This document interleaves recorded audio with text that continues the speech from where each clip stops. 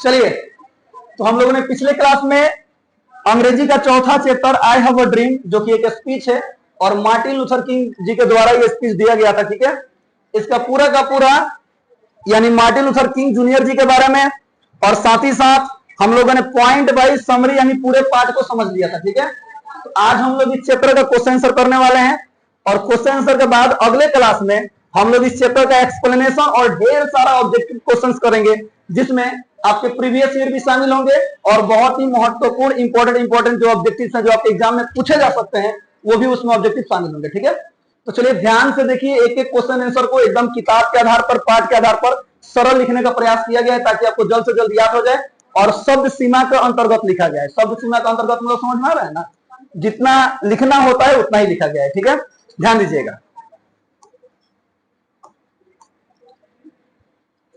चलिए, पहला क्वेश्चन है, what are the trials and tribulation the author talks about, यानी लेखक किन कष्टों और कलेशों की बात कर रहे हैं।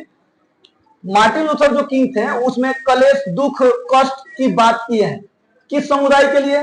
तो जो निग्रो समुदाय के लोग थे, जो काले समुदाय के लोग थे, उनके लिए बात किए थे ना।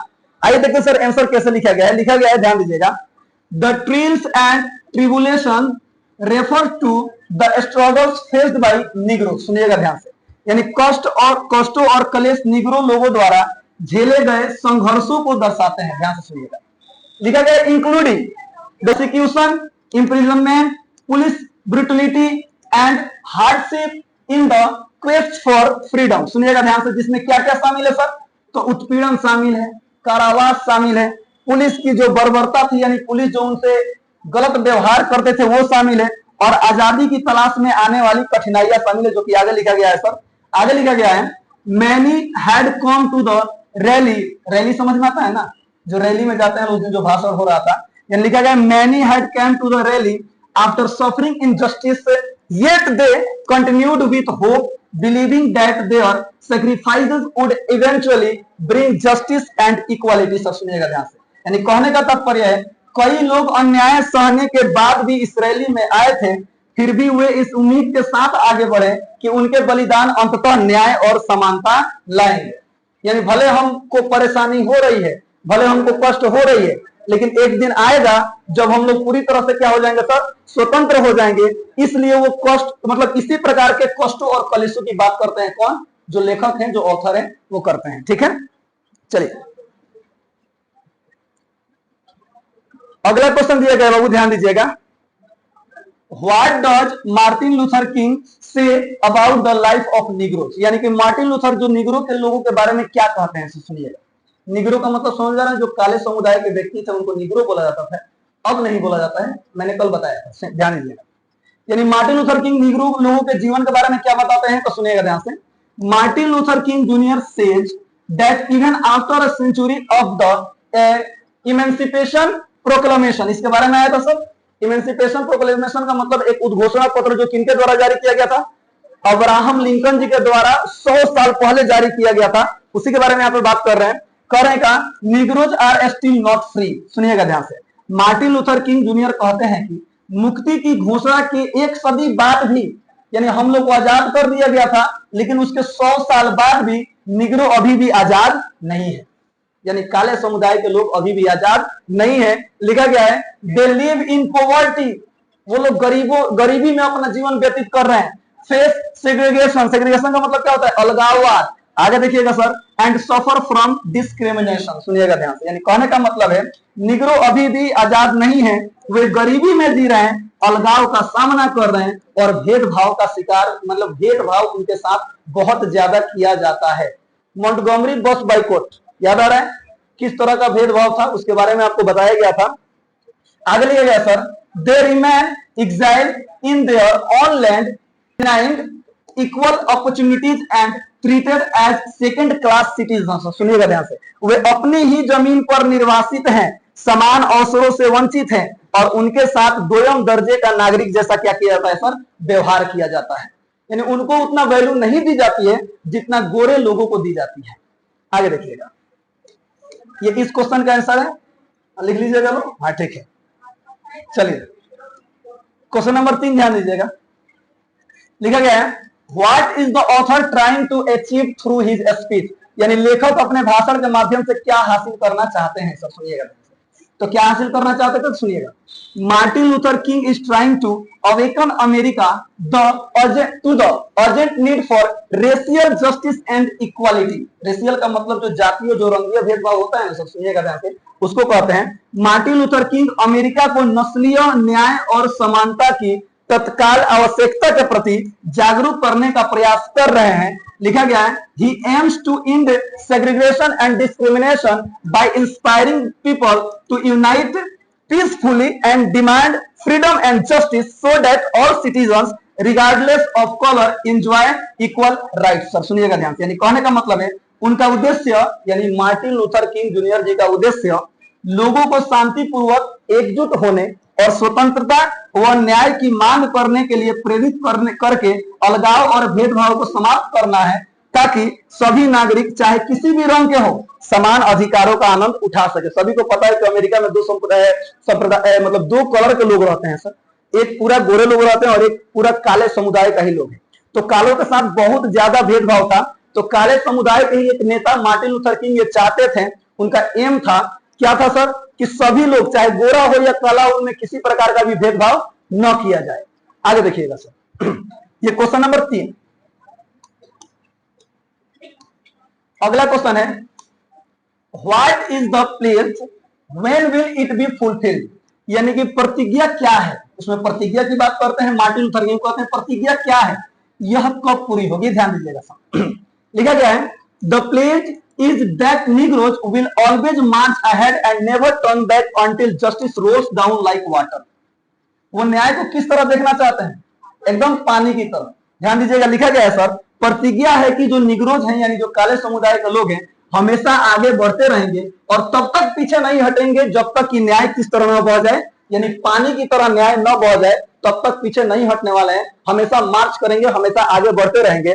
आगे लिखा गया sir it will be fulfilled when racial discrimination ends, when equal rights are granted to all, and when freedom, equality and brotherhood become realities in American society। Sir सुनिएगा ध्यान से, कहने का मतलब है और यह प्रतिज्ञा कब पूरी होगी, क्वेश्चन है कि when will it be fulfilled, यानी प्रतिज्ञा कब पूरी होगी, तो यह प्रतिज्ञा तब पूरी होगी जब नस्लीय भेदभाव समाप्त होगा, सभी को समान अधिकार प्राप्त होंगे और जब अमेरिकी समाज में स्वतंत्रता, समानता और भाईचारा वास्तविकता बनेंगे, यानी सभी लोग एक साथ मिलजुल कर अमेरिका के विकास में अपना योगदान देंगे। कहने का मतलब यह है किसी प्रकार का भी भेदभाव नहीं होगा। तो इसी बात की वो लोग प्रतिज्ञा करते हैं, कसम लेते हैं। कौन, मार्टिन लूथर किंग जूनियर। चलिए सर क्वेश्चन नंबर 5 ध्यान दीजिएगा, लिखा गया है उसमें मतलब बोले हैं this is our hope. Martin Luther King क्या बोलते हैं, दिस इज आवर होप, यानी कि यह हमारी आशा है। व्हाट इज द होप, जो आशा थी वो किस आशा की बात करते थे, सुनिएगा ध्यान से। आशा मतलब नॉट लेडी नेम, आशा मतलब जो आशा होता है ना अब भाई किसी का नाम होगा तो गुस्सा मत कीजिएगा, ठीक है, किसी घर का नाम होगा तो ओके। हम मम्मी लोग का नाम होता है ना, हाँ तो वही आगे देखिए, हाँ आशा देवी। चले यहाँ देखिए, सुनिए, यही हमारी आशा है। आशा क्या है सुनिएगा, तो आंसर लिखा गया है sir the hope is that faith will transform, सुनिएगा जी हाँ, transform despair into hope, Discord into harmony and injustice into justice. तो सुनिएगा ध्यान से, यानी कहने का मतलब आशा है कि आस्था निराशा को आशा में बदल दे, यानी कि जो आशा जो निराशा है वो किसमें बदल जाए, आशा में बदल जाए। जो कलह और जो कलेश वो किसमें बदल जाए, सद्भाव में बदल जाए। और जो अन्याय है वो किसमें बदल देगी, न्याय में बदल जाए। आगे देखिएगा sir, it is the belief that one day all people black and white will work together. वैसे ही आप भी लोग लिखेंगे सर, याद रहेगा। सुनिएगा, लिखा गया है sir it is the belief that one day all people black and white will work together, pray together, struggle together and stand united as free citizens with equal rights। सुनिएगा ध्यान से, लिखा गया है कि एक दिन आएगा, मतलब यह विश्वास है कि एक दिन सभी लोग काले हो चाहे गोरे हो एक साथ काम करेंगे, एक साथ प्रार्थना करेंगे, एक साथ संघर्ष करेंगे, समान अधिकार वाले स्वतंत्र नागरिकों के रूप में एकजुट होकर के वो रहेंगे। यही उनकी आशा है, यही उनका होप है। आगे देखिएगा सर, क्वेश्चन नंबर 6 लिखा गया है sir, why and When will they thank the Almighty? Sir सुनिएगा ध्यान से, वे सर्वशक्तिमान का धन्यवाद क्यों और कब करेंगे? लास्ट वाला लाइन आया था ना, free at last, free at last आया था ना सर, सुनिएगा ध्यान से।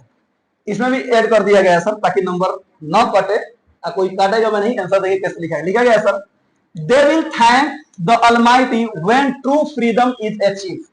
वे सर्वशक्तिमान का धन्यवाद तब करेंगे जब क्या हो जाएंगे सर, वो पूरी तरह से क्या हो जाएंगे, आजादी को क्या कर लेंगे सर, पा लेंगे। वही लिखा गया सर, जब सच्ची आजादी मिलेगी, जब आगे लिखा है सर सुनिएगा, when racial barriers are broken, barrier समझ में आता है ना, barriers, when racial barriers are broken, equality is established and all people can live together in harmony. सुनिएगा ध्यान से, जब जातीय बंधन टूट जाएगा, यानी जाति का जो भेदभाव है, कलर का जो भेदभाव ये टूट जाएगा, समानता स्थापित हो जाएगी और सभी लोग एक साथ सद्भाव से रह पाएंगे, तब वे सर्वशक्तिमान को क्या करेंगे सर, धन्यवाद करेंगे। आगे लिखा गया है सर, एट दैट टाइम, और उस समय, एवरीवन विल जॉयफुल डिक्लेयर, और उस समय सभी लोग एक साथ मिलकर कहेंगे, खुशी से कहेंगे, क्या कहेंगे sir, free at last, free at last, एक बार और है उसमें, free at last, free at last, thank God almighty we are free at last. उसमें एक बार और लिखिएगा सर, ठीक है, free at last, free at last, thank God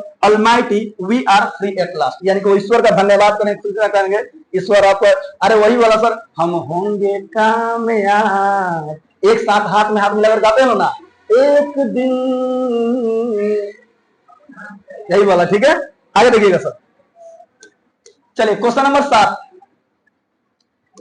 लिखा गया है सर, ध्यान दीजिएगा, what would be fatal for the nation why, राष्ट्र के लिए क्या घातक होगा, क्यों, तनी समझाइए ठीक से, ठीक है सर, सुनिएगा ध्यान से, राष्ट्र के लिए क्या घातक होगा, फैटल का मतलब घातक होता है, सुनिएगा ध्यान से, लिखा गया है sir, it would be fatal for the nation to ignore the urgency of the moment or underestimate the determination, सुनिएगा जी हाँ, डिटर्मिनेशन ऑफ निग्रोज, कहने का मतलब है इस समय की तत्कालिकता को नजरअंदाज करना या निग्रो लोगों को दृढ़ संकल्प को कम आंकना राष्ट्र के लिए घातक हुआ, क्योंकि उसमें पाठ में मेंशन किए थे, हम लोग को कम मत समझिए, आप लोग हमें वैल्यू नहीं दे रहे हैं, आप लोग हमें कुछ नहीं समझ रहे हैं, इसका बड़ा बुरा प्रभाव पड़ेगा, हम लोग मार्च करेंगे, हम लोग आगे बढ़ेंगे, हम लोग प्रोटेस्ट करेंगे। हालांकि मार्टिन लूथर किंग चूंकि वो अहिंसावादी थे सर, हाँ सब चीज शांति से करेंगे, तो वही बात यहाँ पे समझाया जा रहा है कि इस समय की तात्कालिकता, जो